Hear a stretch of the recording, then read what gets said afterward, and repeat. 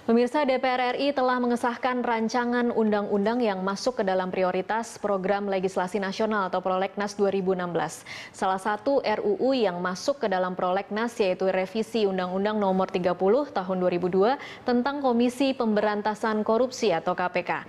Terkait revisi Undang-Undang KPK, setidaknya ada 4 hal yang akan direvisi, yaitu masalah penyidik independen, pembentukan Dewan Pengawas, prosedur izin penyadapan, dan pemberian wewenang menerbitkan SP3. Penggiat anti korupsi meyakini revisi Undang-Undang KPK akan memperlemah KPK. Namun fraksi pendukung revisi Undang-Undang KPK di DPR RI menegaskan bahwa revisi Undang-Undang KPK ini justru akan memperkuat KPK. Lalu siapa yang benar? Untuk membahasnya telah hadir bersama kami di studio ahli hukum pidana Abdul Fikar Hajar. Dan di ujung telepon sudah tersambung bersama kami anggota Komisi 3 DPR RI Aziz Samsudin. Saya akan menyapa Pak Abdul Fikar terlebih dahulu. Selamat sore Pak Fikar. Selamat sore Mbak Tasya. Iya, terima kasih sudah hadir di studio kami. Dan juga selamat sore Pak Aziz. Selamat sore. Iya, Pak Aziz, saya ke Pak Aziz terlebih dahulu ini untuk tahu kemarin itu kan kita sudah beberapa kali melihat proses revisi Undang-Undang KPK ini menjadi wacana di bulan Juni 2015, kemudian menguat lagi di Oktober 2015, menguat lagi di Desember 2015 dan akhirnya terhenti. Namun tiba-tiba di Januari masuk Prolegnas 2016. Apa yang terjadi, Pak Aziz? Ya, proses pembahasannya masih dalam pembahasan, sehingga masih dalam melakukan pembahasan gitu. Kita lihatlah poin-poinnya yang masih dalam pembahasan ini. Tapi sudah dipastikan masuk ke Prolegnas 2016 kan Pak Aziz? Saya harus cek dulu, saya belum cek urutan keberapa, saya belum tahu. Oke, baik. Kemarin dari paripurna seperti itu, cuma kan kemarin balik Badan Legislasi mengadakan rapat, kita belum tahu itu. Oke, kalau dari Pak Aziz sendiri, pandangannya seperti apa melihat revisi Undang-Undang KPK? Ada perdebatan antara bahwa ini dianggap melemahkan, tetapi ada fraksi-fraksi di DPR yang menganggap ini justru memperkuat. Saya belum bisa berkomentar banyak karena belum masuk pembahasan daftar inventarisasi masalah. Sampai hari ini pun saya belum baca naskah akademis, belum baca RUU-nya, jadi saya tidak bisa berkomentar lebih jauh. Oke, KPK kan mitra Komisi 3 DPR, tempat di mana Anda berada saat ini. Kalau saat ini posisi KPK, kelima pimpinannya mengatakan bahwa mereka belum butuh revisi dan bahwa undang-undang saat ini sudah cukup untuk KPK bisa bekerja dengan baik. Komentar Anda? Ya, kita lihat perkembangannya, masih dalam proses, sehingga sebagai mitra Komisi 3, KPK tentu kita akan lihat perkembangan seperti apa. Oke, baik. Ada juga Pak Aziz yang mengatakan bahwa ini poin-poinnya rawan disalahgunakan, kemudian bisa menjadi titik-titik di mana ada permainan di situ, misalnya untuk kewenangan SP3 ini mungkin bisa disalahgunakan baik oleh tersangka maupun oleh oknum di dalam KPK. Tanggapan Anda? Di Komisi Pemberantasan Korupsi tidak dikenal adanya SP3 dalam undang-undangnya itu. Itu yang akan masuk ke dalam revisi Undang-Undang KPK nantinya kan Pak Aziz? Saya belum tahu karena RUU maupun naskah akademisnya saya belum baca. Oke, baik. Saya akan ke Pak Fikar terlebih dahulu. Pak Fikar, kalau Anda melihat proses bagaimana wacana revisi Undang-Undang KPK ini, kita sudah melihat dari tahun lalu. Tetapi akhirnya kemarin masuk ke dalam daftar Prolegnas 2016. Komentar Anda? Ya, sebelum saya menjawab, saya ingin menyapa Pak Aziz dulu. Ya. Selamat sore Pak Aziz. Selamat sore. Oke, gini, bahwa ada rencana revisi itu sudah dari tahun-tahun yang lalu ya, terutama ketika ada konflik antara lembaga ya, terutama antara kepolisian dan KPK. Kemudian ada wacana untuk merevisi dan sebagainya. Nah, saya kira ketika konflik itu levelnya bukan pada normanya, bukan pada aturannya. Konflik itu ada di level praktisnya, ada di level pelaksanaannya. Nah, oleh karena itu, kamu saya revisi itu belum ada urgensinya, ya. Apalagi umpamanya yang tadi Mbak katakan, 5 pimpinan KPK merasa belum perlu untuk ada perubahan. Artinya si user sendiri, gitu kan, dia belum merasa perlu. Itu satu. Yang kedua, biasanya kalau undang-undang yang harus direvisi itu ada kelemahannya, gitu ya, ada kelemahannya. Dan ini kita tidak melihat kelemahannya. Justru kalau menurut saya teman-teman yang di KPK itu yang cenderung selalu dilemahkan di setiap apa namanya angkatan, di setiap babak kepemimpinan di KPK itu selalu ada upaya-upaya pelemahan. Gitu. Kenapa? Ya mungkin karena itu tadi undang-undang bukan terlalu besar. Memang sengaja kan diberikan kekuasaan kewenangan seperti itu kepada KPK. Karena KPK memang lahir untuk merespon ketidakoptimalan lembaga-lembaga yang ada sebelumnya gitu. Sehingga harus waktu itu ya tentu saja DPR dan Presiden, ya DPR dan pemerintah berpikir perlu ada satu badan yang bisa menerobos kebekuan di dalam pemberantasan korupsi. Lahirlah yang namanya KPK. Oke, kalau kemudian ada yang memandang bahwa kewenangannya menjadi terlalu besar, menjadi seperti super body dan tidak ada yang mengawasi, komentar Anda?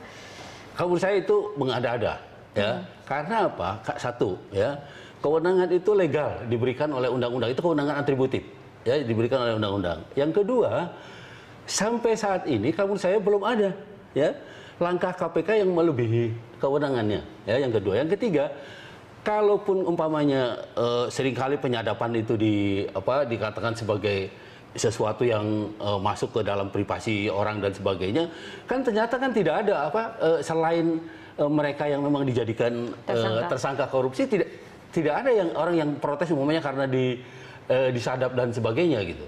Nah karena itu kalau menurut saya yang punya usul untuk merevisi penyadapan itu yang paranoid gitu, yang ketakutan bahwa dia tersadap gitu. Ya, kalau saya itu ininya rasionya seperti itu. Gitu. Oke. Coba kita kembali lagi ke Pak Aziz. Pak Aziz, dari poin-poin yang dikatakan Pak Fikar tadi, mungkinkah dari DPR sebenarnya memang 4 poin yang menjadi poin-poin utama untuk revisi Undang-Undang KPK ini memang sesuatu yang dianggap kurang optimal atau mengganggu oleh DPR?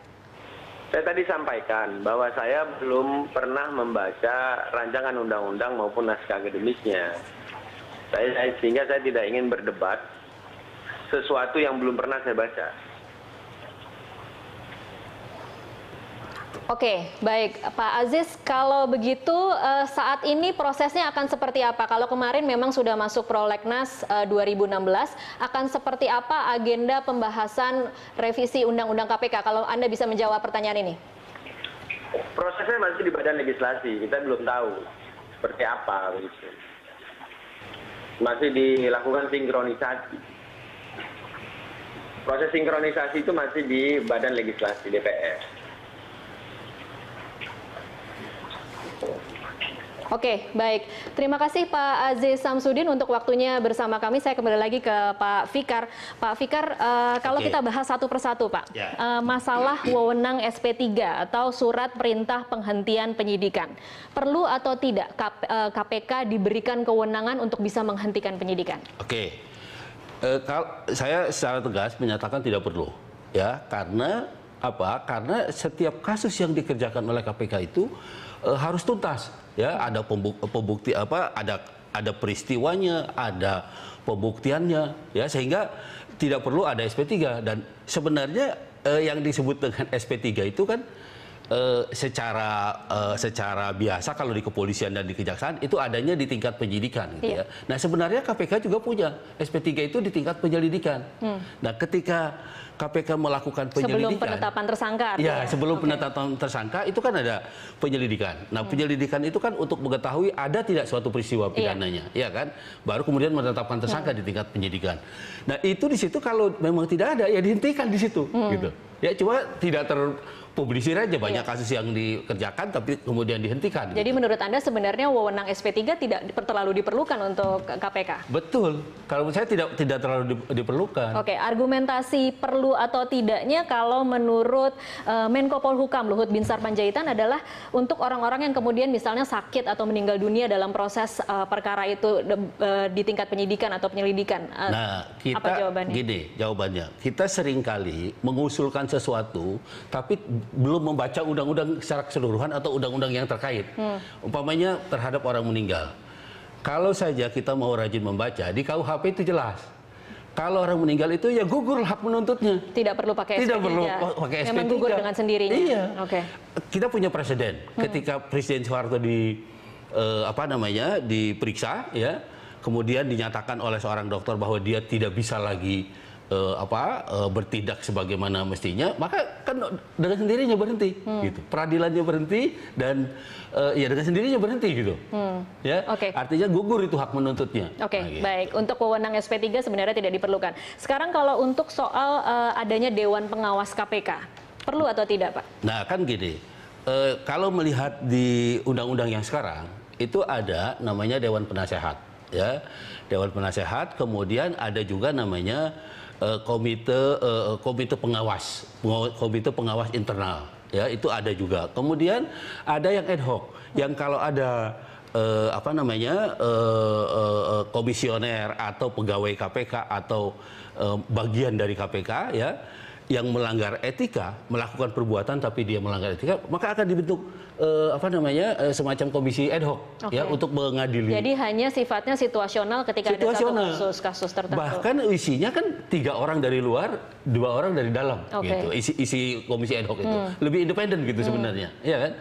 Nah, kalaupun mau, ini juga saya juga agak ragu bahwa Dewan Pengawas ini pengertiannya adalah Dewan Pengawas Etik, ya, bukan Dewan Pengawas yang bisa menghentikan, umpamanya KPK mau menuntut, dia bisa mengintervensi, bukan seperti itu, gitu. Dia tidak akan pernah masuk ke dalam yuridis, karena KPK itu independen, ya, baik badannya maupun pekerjaannya, ya, maupun fungsinya itu independen, nggak bisa diganggu. Tidak ada Dewan Pengawas yang permanen artinya. Nah, itu kalau saya tidak menjadi perlu itu Dewan Pengawas, ya, yang permanen dalam pengertian yang luas. Tetapi kalau Dewan Pengawas Etik itu sangat perlu, ya, dan itu yang sekarang ini sudah berjalan, ya, yang secara ad hoc bahwa ada 3 dari luar. Tapi memang hanya kewenangannya berarti mengawasi sesuatu yang bersifat etis, bukan sesuatu yang teknis, bukan tentang masalah penegakan hukum, tetapi lebih kepada masalah-masalah etis, begitu ya, Pak? Penegakan hukum itu ada mekanismenya sendiri. Ada lagi, Kalau penyelidikan, kalau penuntutan itu yang dilakukan oleh KPK itu tidak sah, maka ada yang namanya pra-peradilan. Iya. Jadi ada kontrolnya gitu loh semuanya sebenarnya. Pekerjaan KPK itu nggak perlu ditambahkan karena semuanya ada kontrolnya gitu. Baik. Kita akan lanjutkan di segmen selanjutnya. Pemirsa tetaplah bersama kami.